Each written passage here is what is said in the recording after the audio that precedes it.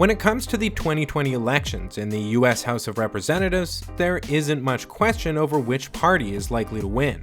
Inside Elections contends there are 202 safe Democratic seats to 174 for Republicans. Including seats in play, it's projecting 233 for Dems and 201 for the GOP. 270 to win ranks these safe seats as 181 to 160 in favor of Democrats. Including all districts in contention, it's 223 for Democrats and 193 for Republicans, with an additional 19 rated as total toss-ups. The Cook Political Report rates 183 Democratic seats as safe and 165 safe for Republicans. Including likely, lean, and toss-up states, Cook puts Democrats at 236 and Republicans at 199. But there's certainly more to know about the House races beyond which party is currently favored to come out on top. In this video, I'll highlight a number of House races to watch and the vulnerable seats for each party, tracking the total number of districts where either party could plausibly win in the 2020 election. In this way, I hope to not just show that the Democrats are favored to hold on to power in the House, but also answer this question: why is that?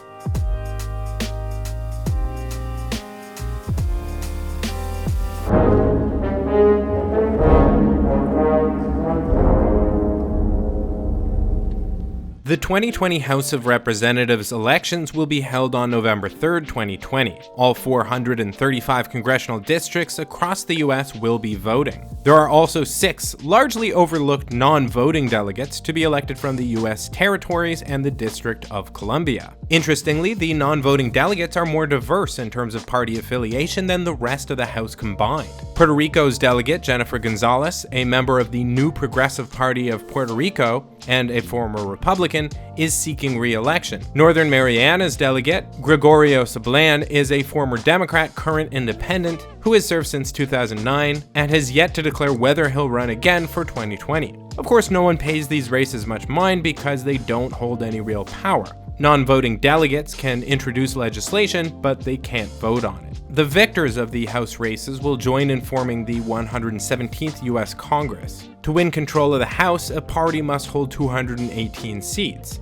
For Republicans, this would require gaining 21 additional seats, while Democrats would just need to lose less than 21 to hold on to power. That's because currently Democrats hold 233 seats, Republicans hold 197, and the Libertarian Party holds just one, that of Justin Amash, who was originally elected, of course, as a Republican and may join 36 other congresspersons in retiring this year. Incumbency is a very big deal when it comes to predicting the outcomes of upcoming House elections. Generally speaking, incumbents are far more likely to hold on to power than they are to lose to a challenger. This is because incumbents tend to have more experience on the campaign trail, they tend to have established campaign infrastructure, they raise money for their campaigns more easily, they have better access to the media, and have a head start when it comes to name recognition. The power of incumbency is probably especially significant for the 2020 election.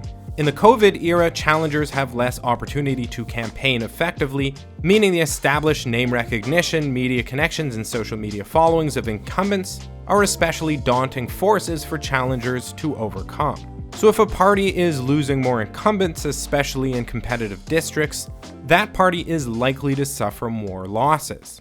Of the 36 retiring representatives, 27 are Republicans and just 9 are Democrats. That is a huge advantage for the Democratic Party. On average, Republicans are retiring from safer districts, but this does not make up for the sheer volume of retirements coming from the Republican conference. Among the retirees, 6 of the Democrats are from competitive districts, if we define that as districts with less than a +10 PVI. 10 of the retiring Republicans come from districts with a PVI rating at or below +10. In fact, 2 of these seats actually lean Democratic by +9. Similar to retirements, resignations also take an incumbent out of the running. There are 3 resignations taking effect this cycle, all of which from the Republican Party. All 3 resignations are occurring in districts that at least lean Republican, meaning Democrats are not especially likely to take those seats. But with a PVI of +9, the North Carolina seat could be added to the vulnerable seats score we determined based on retirements. So that's now 11 vulnerable seats for Republicans to 6 for Democrats. We might also want to make an exception to the simple PVI tracking, given the unusual circumstances of California's 50th district. Despite the fact that it has a PVI of +11 for Republicans, the retiring incumbent, Duncan Hunter, is resigning amidst a scandal, having pled guilty to corruption charges stemming from his misuse of over $200,000 in campaign funds for personal expenses. He has been sentenced to 11 months in prison and 3 years parole. This might make things a lot tougher for Darrell Issa, an experienced Republican lawmaker who is running for Hunter's former seat. Issa's young challenger is the first Latino Arab American to run for Congress, Amar Campa-Najjar. Once touted as a progressive, Campa-Najjar has recently drifted in a more moderate direction, renouncing his support for Medicare for All and calling the Green New Deal impractical. This cycle, he's also begun taking donations from corporations. At any rate, I would regard California's 50th to be a potentially vulnerable seat, meaning we can now tally 12 vulnerable seats for Republicans to 6 for Democrats. Now, another way to make a seat potentially vulnerable is for an incumbent to lose their bid for renomination. This has happened twice so far, both in relatively competitive districts. Dan Lipinski lost renomination in Illinois' 3rd congressional district, ranked as +6 Democratic by the PVI. While the limited available primary polling showed moderate Lipinski sweeping the Democratic primary race, he was edged out by his progressive challenger, Mary Newman. Now, I'm fairly bullish about Newman. For one thing, she won more votes in the Democratic primary than were cast in the Republican primary. She's also significantly outraised her Republican challenger, around $2 million, to Mike Fricillone's $33.6 thousand so far. Still, the district is just +6 Democratic, so it seems reasonable to consider it potentially vulnerable. The other renomination failure happened in Iowa's 4th, a seat currently occupied by the infamous Steve King. King's long history of racially insensitive remarks came back to bite him in 2019 as he was stripped of all his committee assignments. Having lost significant influence both in the Republican Party and Congress in general, GOP voters finally tossed the bum out. He lost his primary race to Randy Feenstra, who will face Democrat J.D. Scholten in the general. While the district has a PVI of +11 favoring Republicans, there is more than a small chance that the Democrats will flip the seat.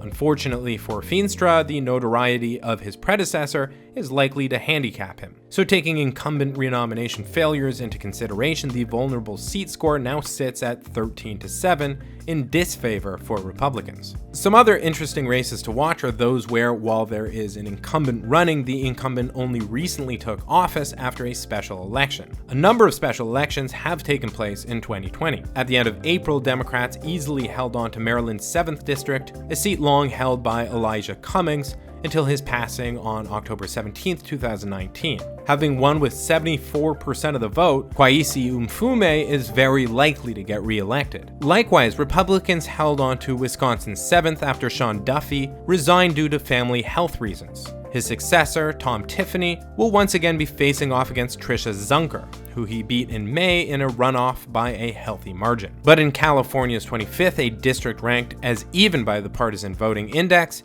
Republican Mike Garcia managed to snag a seat previously held by Democrat Katie Hill, who resigned amidst a bizarre scandal and accompanying ethics investigation. Now, if you've never heard of Katie Hill and you're into sensationalistic spectacles, this scandal is a story for you. It involves saucy photos, inappropriate work relationships, wife sharing, dramatic texting, thruples, and like all titillating tales, a baby goat. It also involves what I have to rate as the most unfortunate tattoo of all time. Not only is it a symbol of hate, but the placement is dicey, the lines are just totally jacked. The line work looks like it was done with a shader on the back of a truck. You have problems on both sides of the fence with this tattoo.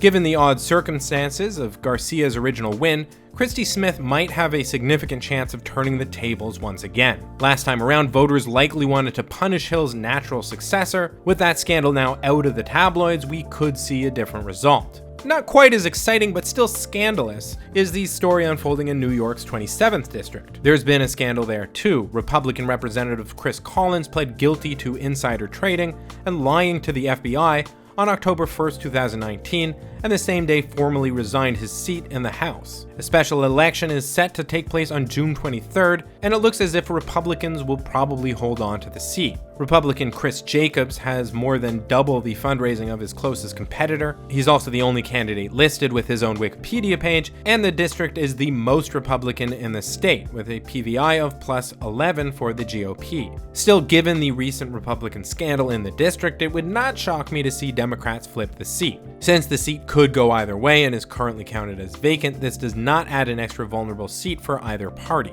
But with Democrats potentially shaking off a scandal in California's 25th, Republicans are now up to 14 vulnerable seats to Democrats' 7. But to fully tally the number of vulnerable seats held by each party, we must look beyond where the parties have lost their incumbents. After all, not all incumbents are created equal. Now, there are a number of factors that you could weigh in order to determine how vulnerable an incumbent is to losing re-election.